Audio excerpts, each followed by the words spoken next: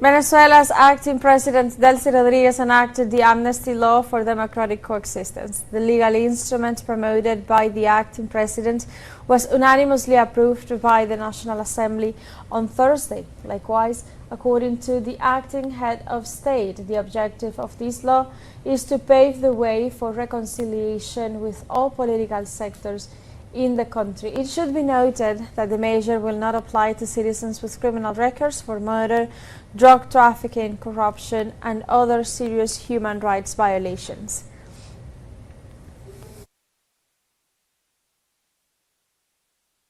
Now, as a legal professional, I say that this activity should not end here. You, the Parliament, have appointed a special commission to monitor the law, and I ask you to act with the uttermost speed. Just as you have worked hard for 20 days, I ask you to work as quickly as possible. I also want to ask the Judicial Revolution Commission, chaired by the sectoral Vice President, Diosdado Cabello, to ask the Venezuelan Parliament and the Program for Democratic Coexistence and Peace to activate the review of cases not covered by the amnesty law and to make the appropriate recommendations to heal wounds, to restore democratic coexistence and justice. Tackle this fundamental task as one of the great virtues of our republic, which must be justice, and I say this before you, the Venezuelan Parliament, Venezuelan society, and the national executive, that all of Venezuela take action in this arduous task where we must all do our part, so that this law opens a new stage, and I repeat, that it be done with the greatest speed. In this context, Rodriguez assured the new amnesty law opens the door to reconciliation, reunification, and peaceful coexistence in the country. As you well know, because Venezuela has been able to learn from the Venezuelan deputies about the contents of an amnesty for crimes originating from political violence, but it is a law that has taken us even further. And that is why I, as a legal professional, am very pleased that the amnesty law, which today opens an extraordinary door for Venezuela to rediscover itself, for Venezuela to learn to live together democratically and peacefully, so that Venezuela can shed its hatred and intolerance, so that human rights prevail, so that love, understanding, and recognition prevail. I say this from my position as Chavista acting president. We must know how to ask for forgiveness, and we must also know how to accept forgiveness. And that is the process that is beginning with this amnesty law. Let's look now at some of the political events that will be covered by the amnesty law.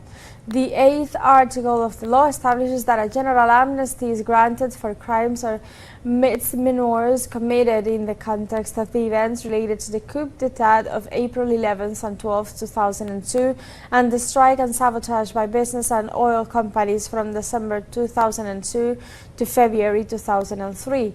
Moreover, it refers to the violent protests during the presidential elections in April 2013 and the politically motivated violent demonstrations in 2014, as well as the actions of the National Assembly installed for the 2016-2020 term. Finally, the law covers the events related to the politically motivated demonstrations in the context of the presidential elections held in July 2024 and the regional and National Assembly elections in 2025.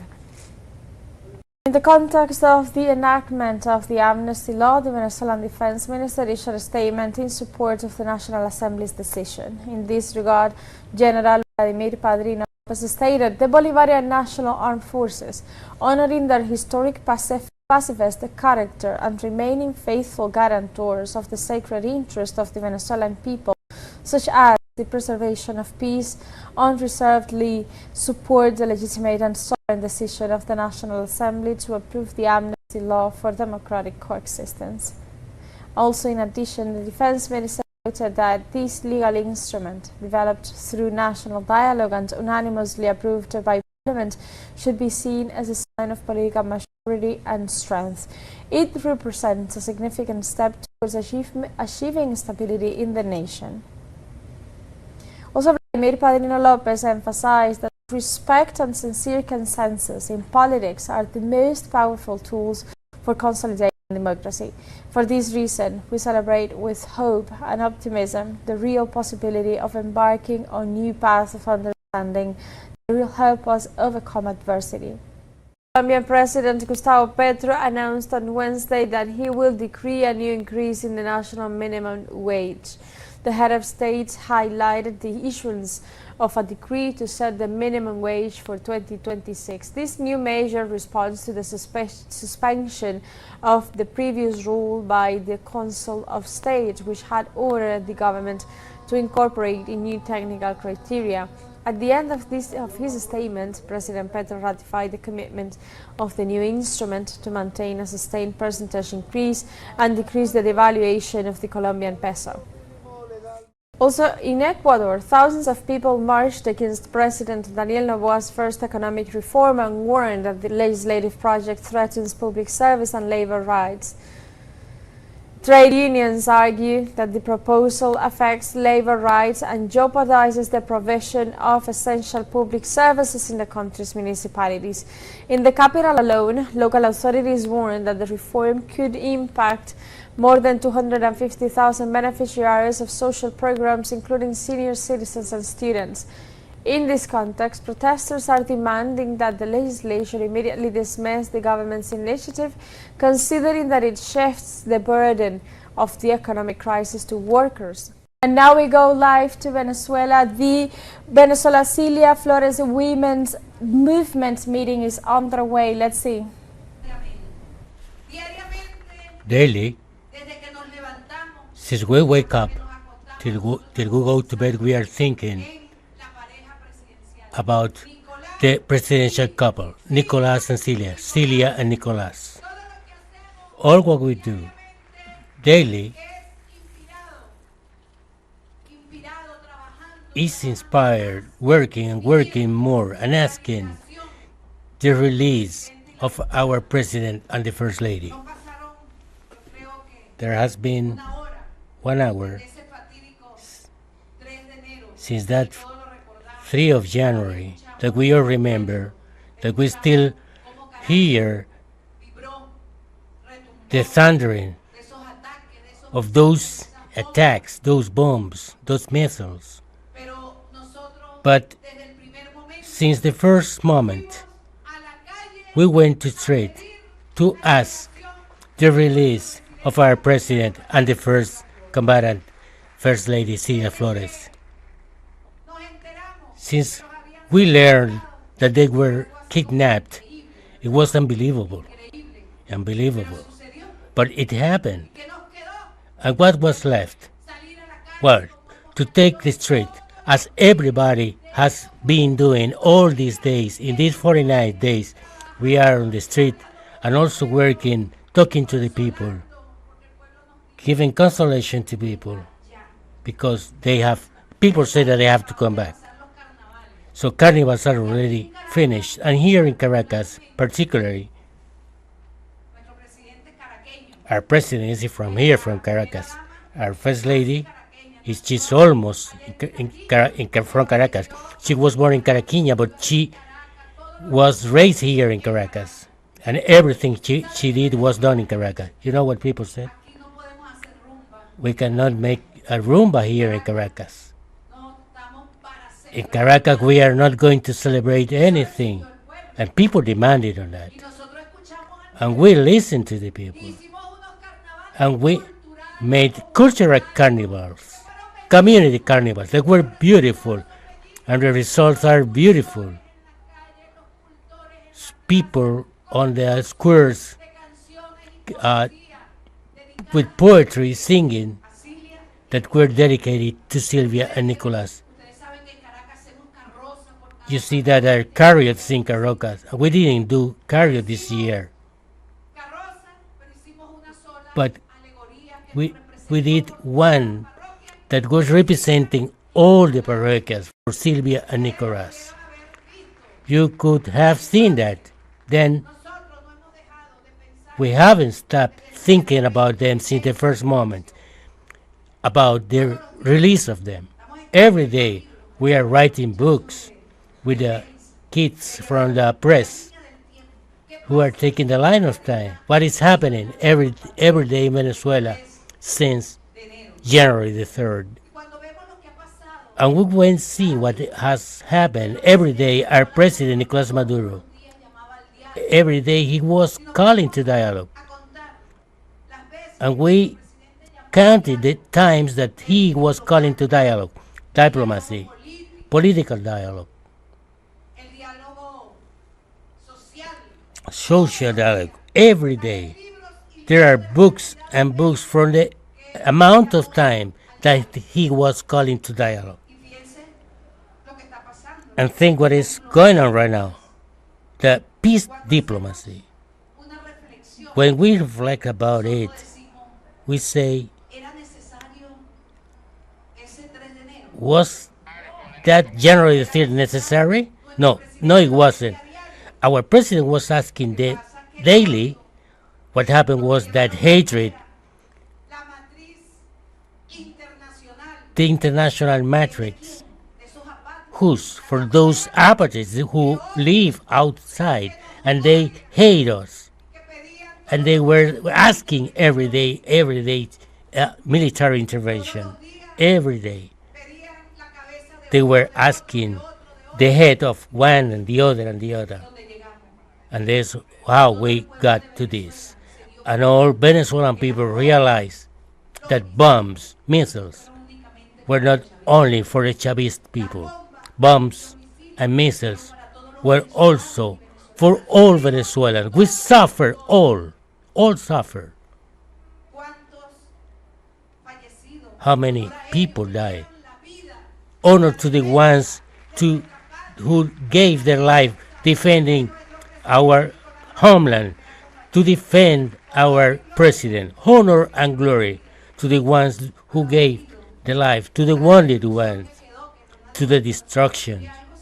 Because when something is destructed, we can fix it, but we cannot resuscitate just the ones that are dead. Then that lead us to reflections. It was not necessary that our president was all time was asking for dialogue, and he is still asking for dialogue. And here representing Celia and Nicolas to ask for their release. They are innocent was about those crimes that they are saying. That's why we are not going to rest a day. Every day. I came right now from an activity, and the first thing that they say, Nicolas, the first thing that they comes is speaking about Nicolas and Celia. They are asking for their release. But this movement, this is a reflection that every day must be done. It was not necessary. But even Commander Chavez said, if I have to talk to the devil, I will talk to him. And we all say, though our stomach aches, we have to speak to the devil. And that is what our president, acting president Desi Rodriguez, have said. Is it something that Desireza has remembered us to preserve alive the life of our president and our first combatant, their release, but first of all preserve their lives because they are alive. It is the first miracle that we have to ask for. It is a miracle, and we have to preserve that lives. Secondly, to preserve peace in our homeland. We live in peace. They thought that Venezuela was going to be a chaos. No, they were wrong. There is a conscious people in here, a people that works day by day, a people that knows what to do, because they were organized and they were they have received orientations. And what we are doing, we have a plan, the 7 transformation plan, very defined plan till the 2nd of January. He met the vice president and he said about the economic plans of the challenge of 2026. And he said this is a remarkable challenge that we are having, and we're going to overcome this. That is why to be here with our comrades, I feel very happy. We have to support every day. I am asking to you, comrades, to support us with the word that we know how to do it. We always at the vanguard of any kind of task that is given to us. We have to work united. In here, all movements are represented. Women movements.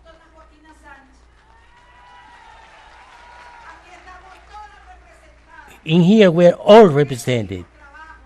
We are asking for work,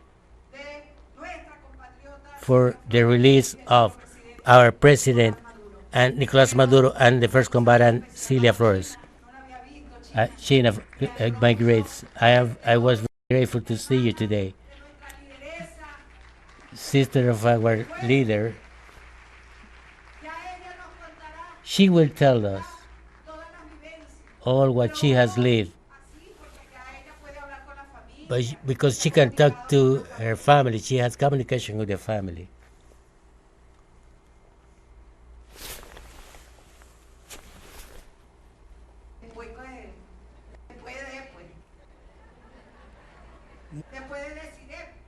After Desiree, but we shared a lot in every trip, in every tour. There is something very admirable from Celia. That is a saying that reads, after a good man there is a good woman. By every side of a man there is a good woman, and by side a good woman there is a good man. And I believe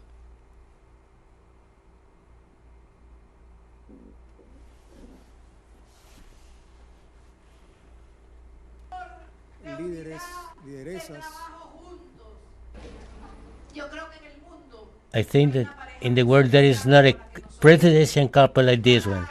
There is no one. Celia never abandoned Nicolas, and our president never abandoned Celia. They were all the time together. Those pictures are beautiful of a couple, an exemplary couple. And you know something else? Celia said, if you take him, you take me too. That is beautiful. That is a love. That is a love one to the other. And that is what you're going to live when the kids come into a meeting and said that Celia says, you will see.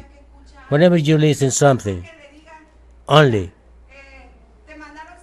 so someone sends hello to you, that is energy for this fight, for the Bolivarian revolution, for the socialism, to protect our people. Venezuela's acting president